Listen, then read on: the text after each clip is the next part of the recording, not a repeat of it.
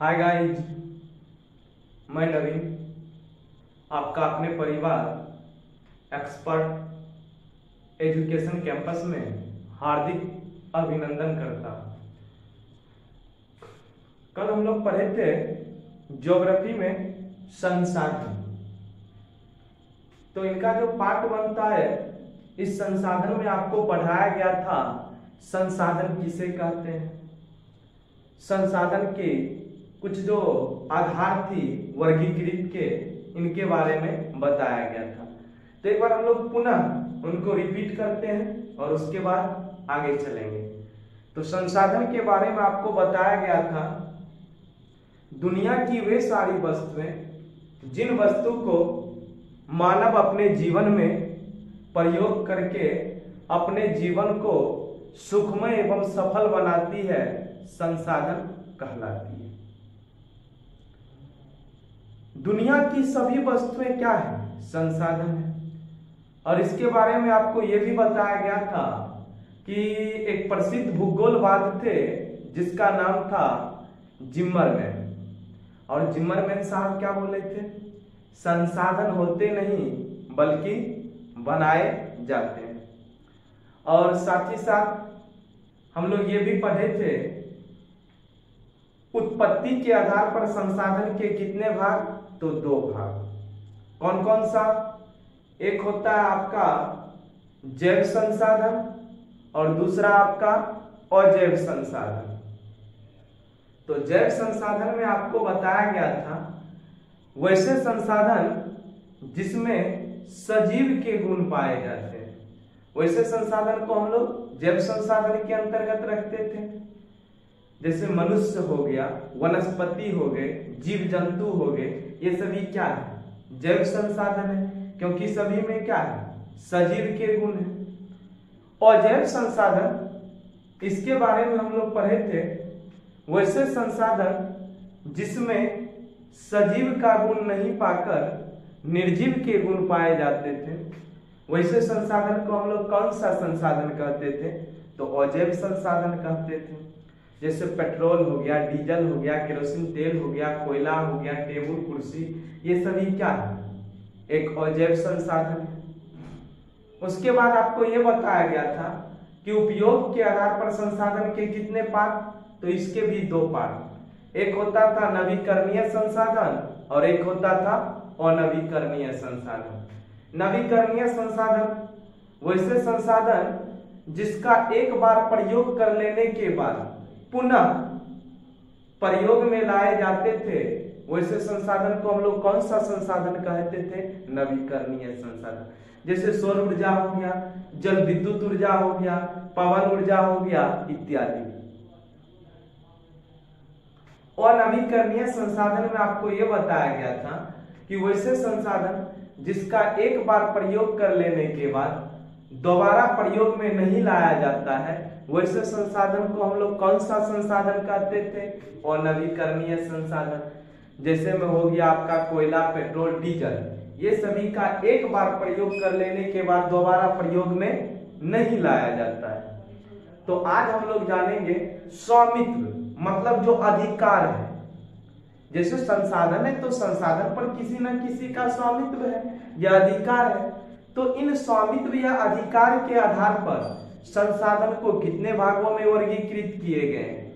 तो स्वामित्व या अधिकार के आधार पर जो है संसाधन को 4 भागों में वर्गीकृत किए गए हैं। कितने भागों में? 4 भागों में। एक होता है आपका व्यक्तिगत संसाधन, या इसको आप कह सकते हैं निजी संसाधन। दूसरा होता है आपका सार्वजनिक संसाधन, या आप इसको कह सकते हैं सामुदायिक संसाधन। तीसरा होता आपका जो है राष्ट्रीय संसाधन, और चौथा आपका क्या होता है? अंतरराष्ट्रीय संसाधन। तो एक एक करके हम लोग जानेंगे कि सार्वजनिक संसाधन क्या है, व्यक्तिगत संसाधन क्या है, राष्ट्रीय संसाधन क्या है और अंतरराष्ट्रीय संसाधन क्या है। तो देखिए, ये है आपका मुख्य बिंदु जो कि आधार है, स्वामित्व या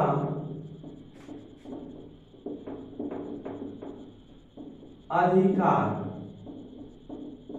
स्वामित्व या अधिकार के आधार पर कितने भाग होते हैं? 4 भाग होते हैं। ये आपका मेन पॉइंट हो गया कि स्वामित्व या अधिकार के आधार पर संसाधन के कितने पार्ट? तो 4 भाग। अब हम लोग पहला इसका बिंदु देखते हैं। पहला जो भाग है वह है आपका व्यक्तिगत या निजी संसाधन।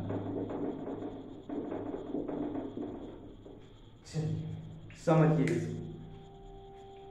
पहला पॉइंट है आपका व्यक्तिगत या निजी संसाधन।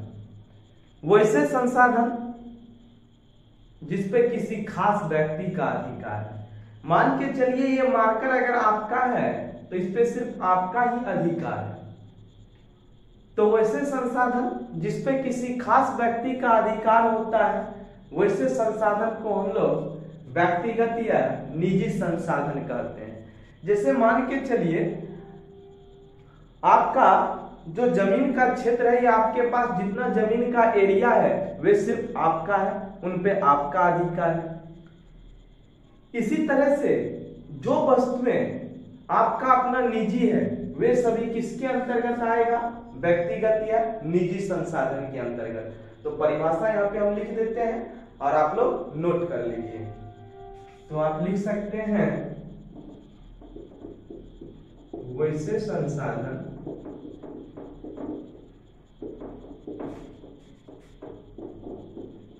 जिस पर किसी खास व्यक्ति का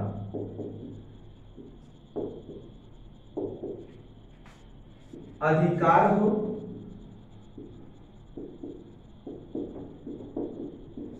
ठीक। यानी वैसे संसाधन जिसपे किसी खास व्यक्ति का अधिकार हो। उदाहरण के तौर पर ये जैसे में आप लिख सकते हैं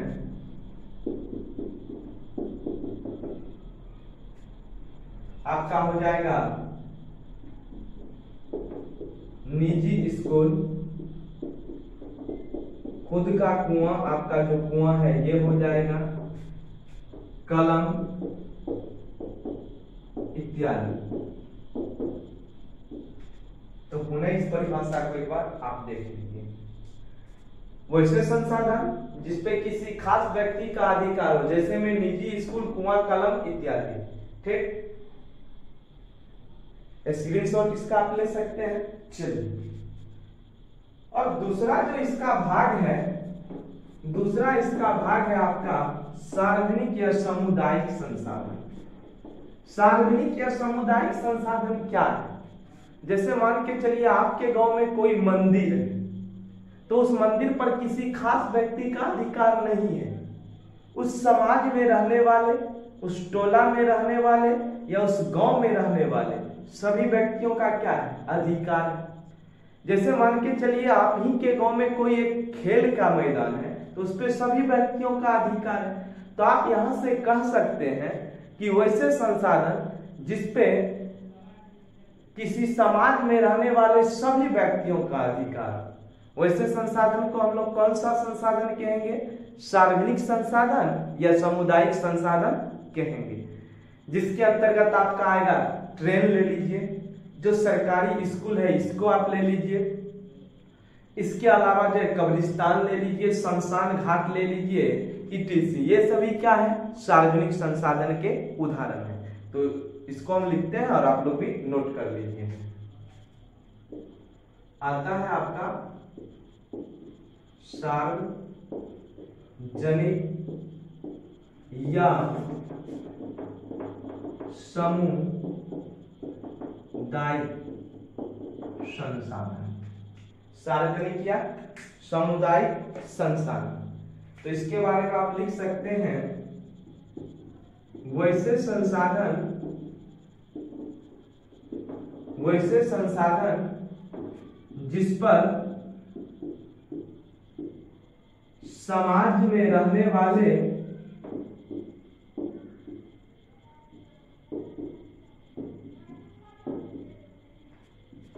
सभी व्यक्तियों का अधिकार, सभी व्यक्तियों का अधिकार। तो वैसे संसाधन जिसपे समाज में रहने वाले सभी व्यक्तियों का अधिकार हो, जैसे आपका हो जाएगा सरकारी स्कूल, उदाहरण में कॉलेज जो कि सरकारी हो, शमशान घाट,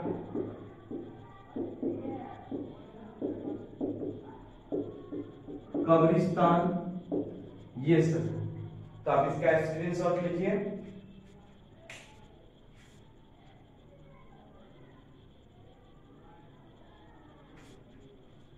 चलिए ले लिए होंगे स्क्रीनशॉट। आइए अब हम लोग इसका पढ़ते हैं। तीसरा,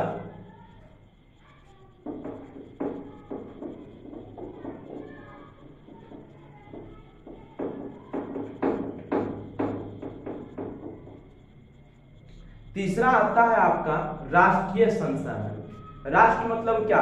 देश। यानी देश के अंतर्गत जो भी संसाधन है, चाहे वह आपका सार्वजनिक हो, चाहे वह आपका जो है निजी हो, तो देश के अंतर्गत जो भी संसाधन पाए जाते हैं सभी क्या है? राष्ट्रीय संसाधन के उदाहरण है। तो आप कह सकते हैं कि देश के अंतर्गत पाए जाने वाले सभी संसाधन को राष्ट्रीय संसाधन कहे जाएंगे, जिसमें कि आपका दोनों संसाधन आएगा, व्यक्तिगत संसाधन का भी उदाहरण आएगा और निजी संसाधन का भी उदाहरण आएगा। तो पहले तीसरा पॉइंट आप नोट कीजिए।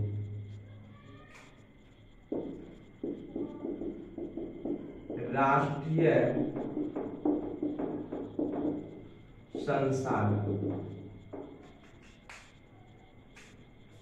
देश के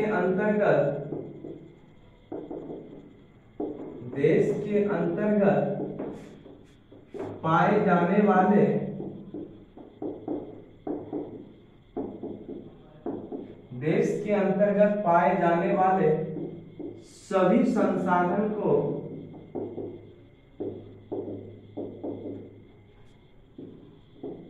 राष्ट्रीय संसाधन कहे जाते हैं। उदाहरण के तौर पे आप इसमें लिख सकते हैं दोनों चीज, व्यक्तिगत क्षेत्र का भी उदाहरण आप लिख सकते हैं, प्लस में सार्वजनिक क्षेत्र का भी उदाहरण आप लिख सकते हैं। तो नोट कर लीजिए, राष्ट्रीय संसाधन में अभी आपने क्या पढ़ा?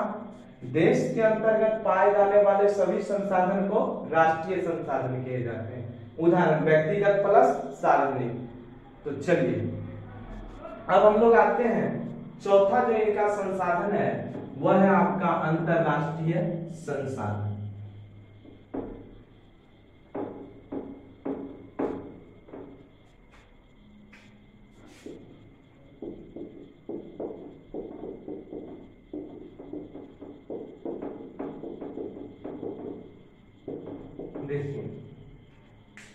अंतरराष्ट्रीय संसाधन को समझने से पहले आपको देश की तटीय सीमा रेखा समझना पड़ेगा। जैसे हम अपने देश की बात करते हैं तो हमारा देश जानिया कि जो दो भागों में विभाजित है, यानी 23.5 डिग्री जो उत्तरी अक्षांश है, जिसको हम लोग कर्क रेखा कहते हैं। कर्क रेखा भारत को दो भागों में विभाजित करता है। तो भारत का जो नीचा वाला भाग है यह है आपका कैसा? त्रिभुजाकार, जिसको हम लोग क्या कहते हैं? प्रायद्वीपीय भूमि कह सकते हैं। देखिए यहाँ पे ये मान के चलिए, अगर आपका भारत का दक्षिण छोर है तो ऐसा है, त्रिभुजाकार है। इधर में कौन सी खाड़ी है? बंगाल की खाड़ी है। नीचे में कौन सा महासागर है? हिंद महासागर है। और इधर क्या है? तो अरब सागर। अब देश की तटरेखा, ये आपका तटरेखा, ठीक है ना, जो लास्ट है ये देश की तटरेखा से 200 किलोमीटर मान के चलिए। यहाँ पर आपका अगर तटरेखा है तो यहाँ से 200 किलोमीटर की दूरी को छोड़कर इधर जो समुद्री भाग में कोई भी संसाधन है तो यही संसाधन आपका क्या कहलाता है? अंतरराष्ट्रीय संसाधन कहलाता है। तो आप लिख सकते हैं कि किसी भी देश की तटरेखा से, देख लीजिए कोई भी देश हो सकता है, तो किसी भी देश की तटरेखा से 200 किलोमीटर दूरी को छोड़कर महासागरीय भागों में पाए जाने वाले संसाधन को अंतरराष्ट्रीय संसाधन कहे जाते हैं। और अंतरराष्ट्रीय संसाधन पर किसी एक देश का अधिकार नहीं होता है, बल्कि सभी देशों का अधिकार होता है। चाहे इसके अंतर्गत मान के चलिए कि आपका जो है पेट्रोल का जो कुआं है ये पाया जाए या कोई भी खनिज पाया जाए, उस पे क्या होगा, सभी देशों का अधिकार होगा। तो आप इसको लिख लीजिए, किसी भी देश के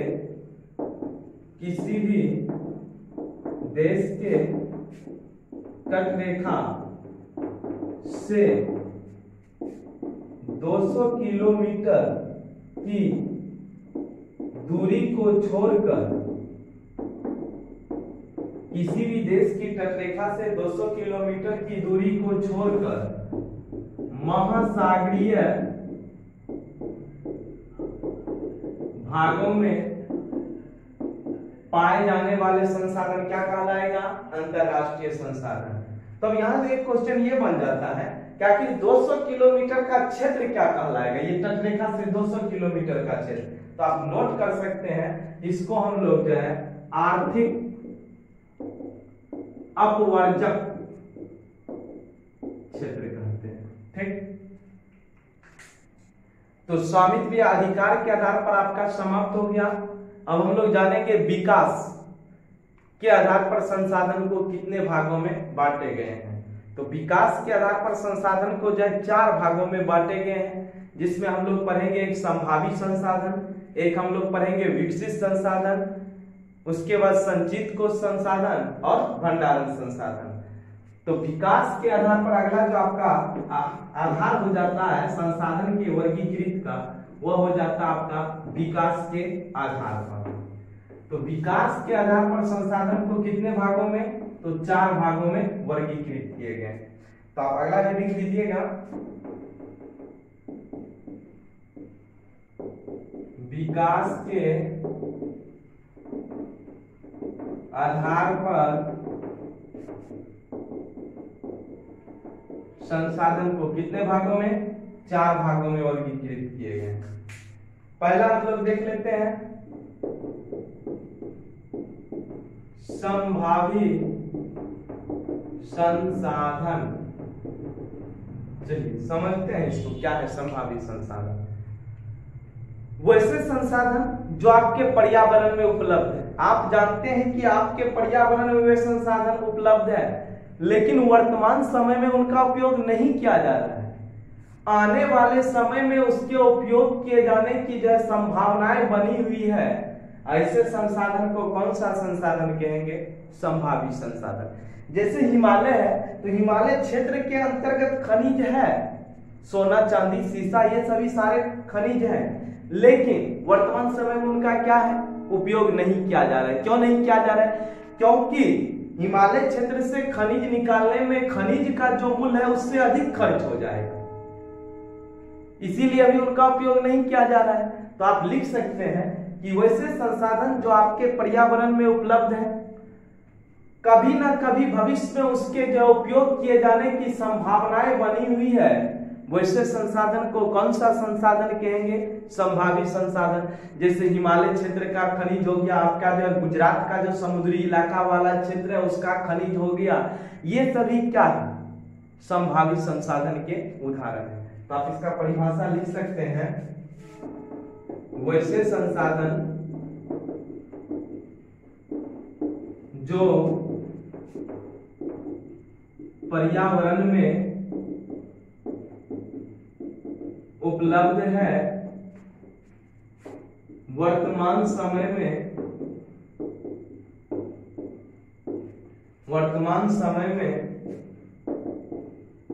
उनका प्रयोग या उपयोग नहीं किया जा रहा है, लेकिन आने वाले समय में